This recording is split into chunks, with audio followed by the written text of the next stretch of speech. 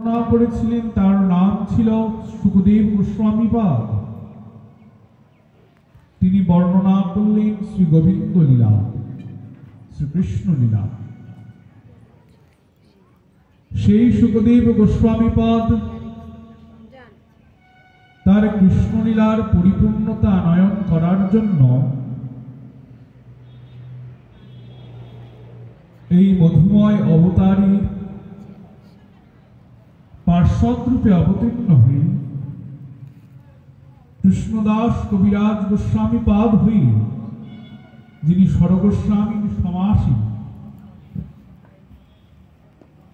জয়রূপ সনাতন ভট্ট রঘুনাথ শ্রীজীব গোপাল ভট্ট দাস রঘুনাথ, ওই আসনে তিনি আসীন হয়ে অবস্থান করছেন।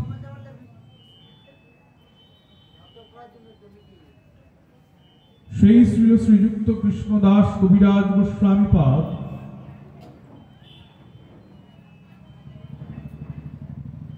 বিরাস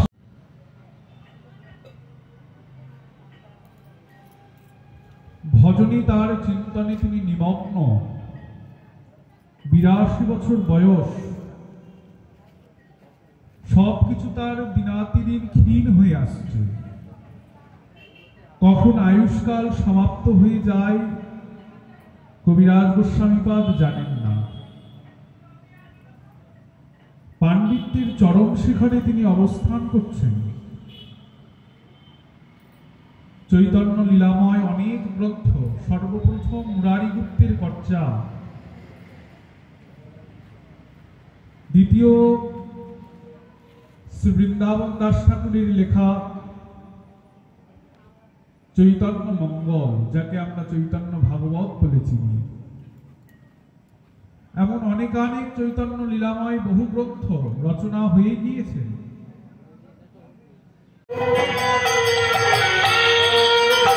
করুণ অবস্থা, সেমতো অবস্থা, হ্যাঁ আমি লিখব চৈতন্য লীলাময় অনুপম গ্রন্থ আমি লিখব, কিন্তু নেত্রে দেখে তো আমি লিখতে পারবো না, কারণ আমার নয়নের, আমার চোখের দৃষ্টি এখন ক্ষীণ। এই দৃষ্টির দ্বারা আমি তো হস্তের লিখন সুন্দর হবে না। কবিরাজ গোস্বামীপাদ সম্পূর্ণ গ্রন্থ রচনা করলেন নয়ন মুদিত করে, চোখ বন্ধ করে। কি অদ্ভুত, এত সুন্দর তার বর্ণনা শ্রীগ্রন্থে। চৈতন্য চরিতামৃতমা হলেন উচ্চ মার্গের গ্রন্থ। বাজার থেকে একটা গল্পের বই কিনে এনে পড়া একরকম, আর চৈতন্য চরিতামৃত পড়া আর একরকম। চৈতন্য চরিতামৃত পড়তে গেলে শিক্ষা জগতে অন্তত পক্ষে বাংলা সাহিত্যের উপর তার পিএইচডি থাকতে হবে, আচার্য পদ। শুধুমাত্র বাংলা, সংস্কৃত সাহিত্যের উপরও তার আচার্য পদ থাকতে হবে। বাংলা সংস্কৃত এই দুই সাহিত্যের উপর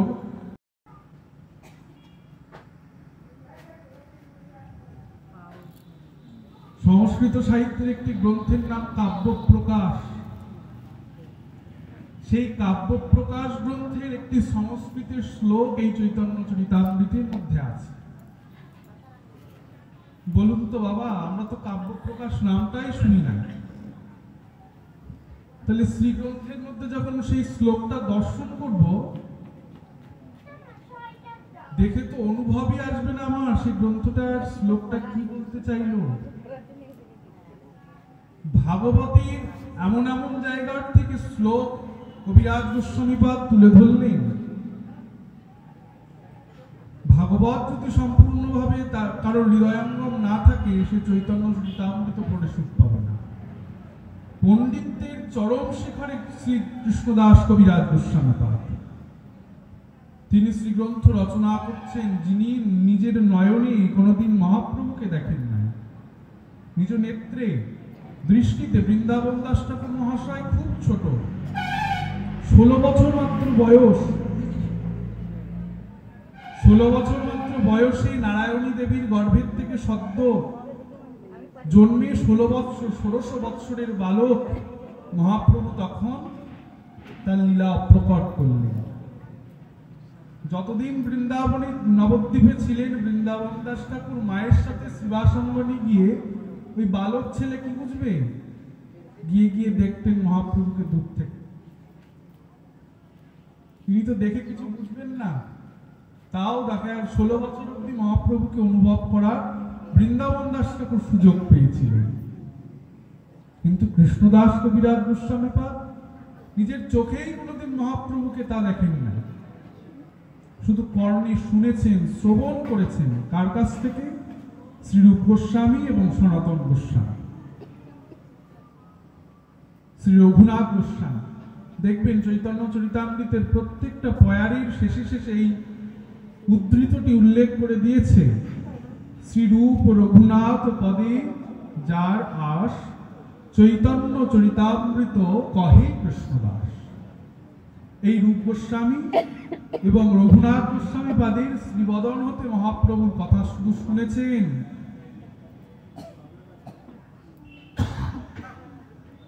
শুনে কর্ণকুহরের মধ্যে দিয়ে যার লীলাগুণ কথা শ্রবণ করে অনুভবে এনে ওই হে সখে আসো আমার রক্ষা করো। দ্রৌপদী এমন ডাককেও দর্শন করে ভগবান মনে মনে চিন্তা করছেন, হে দ্রৌপদী তুমি জানো তুমি পারবে এখনো তোমার নিজের লজ্জাকে সম্বরণ করতে, ওই জন্য তোমার হস্তের দ্বারা একটি হাত দিয়ে ধরে রেখেছো। ভগবান এখনো হাসছে। আমরা হলে তাকে কি বলতাম, হে ভগবান তোমার একই নির্দয় স্বভাব, তোমার ভক্তের লজ্জা নিবারণ করার জন্য ডাকা মাত্রই তুমি ছুটে যাবে, তুমি অপেক্ষা করবে কেন? এই যে তুমি অপেক্ষা করছো কেন?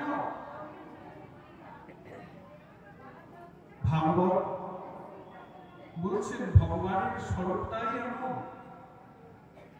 জীবের অন্তিম পর্যন্ত ভগবান শুধু দেখেন জীব কেমন করে মায়ের ডাকতে পারে।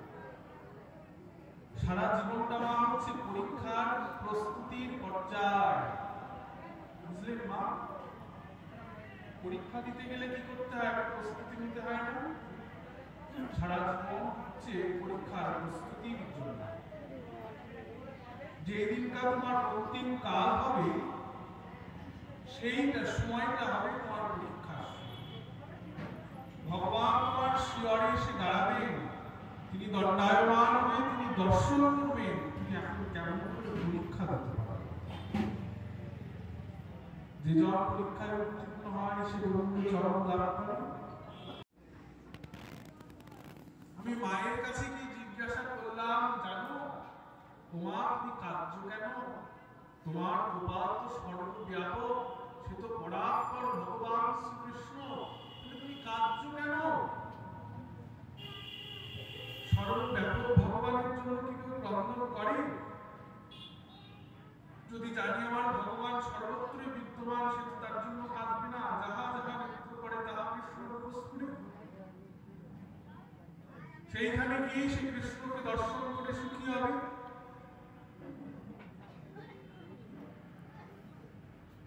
সুতরাং তাহলে কৃষ্ণ যদি সর্বব্যাপক হয়, তাহলে সেই সর্বব্যাপক ভগবানের ক্রন্দন করা লাগে না, লাগে না? ভগবানকে আপনি সর্বত্র দেখছেন, ওই সুপুরি গাছটার মতো ভগবানকে দেখছেন, এই সুপুরি গাছটার মতো ভগবানকে দেখছেন, তাহলে আপনি ঘরে কি আলাদা করে কোনো বিগ্রহ পাতবেন না? পাতবেন না? দেখি নাই তো তাই পাতবেন, কোনোদিন তো দেখিনি, ওদিনই পেতেছি। ধরুন আপনি যদি সর্বত্রই ভগবানকে দর্শন করেন, তাহলে তো আলাদা করে তার অবয়ব রাখবেন না নিজের গৃহে।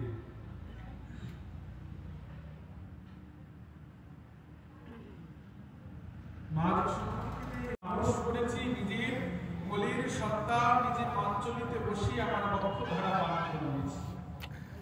ওকে আমি মেরেছি না, আমাকে কত সুন্দর করে দামোদর শ্লোকের মধ্যে বলছে, নমামীশ্বরম মুহূর্ষাস কাম্প্যোতে খাম্যকাণ্ড স্থিতগ্রৈব দামোদরং ভক্তিবদ্ধ। এই ভক্তি বন্ধনে থেকে আমার আবদ্ধ করেছে জানার ধর। তাকে আমি রাত্রিকালে চোখে যখন কাজল লাগিয়ে ঘুম পাড়িয়ে দিতাম, সকালবেলা উঠে একদিন সে দধির ভাণ্ড ভেঙে ফেলেছিল। তাই জন্য আমার ভয়ে সে নাকি ক্রন্দন করছে। কেমন ভাবে? উদন্ত্যম মুহুর্মুহু, সে মুহুর্মুহু কাঁদছে। আর তার ক্রন্দনটা কেমন? তারপরে সেই চোখের কাজলটা ডলছে, সেই মহাপ্রভা চতুর্দিকে বিস্তৃত হয়ে গেছে। সাতন্ত নেত্রে আমার দিকে তাকিয়ে থাকে, জানো আমার বাবা ভয় পায় আমার দৃষ্টিতে। আমি তাকে সারা বৃন্দাবনের রাস্তায় রাস্তায় দৌড় করিয়েছি। সে আমার লাঠিতে ভয় পেয়ে মা মেরুনা নয় মেরুনা নয় এরকম করে দৌড়ে ঘুরেছে। বলো তো ভগবান কি কারণ লাঠিতে ভয় পায়? সে যদি সত্যই ভগবান হবে তাহলে আমাকে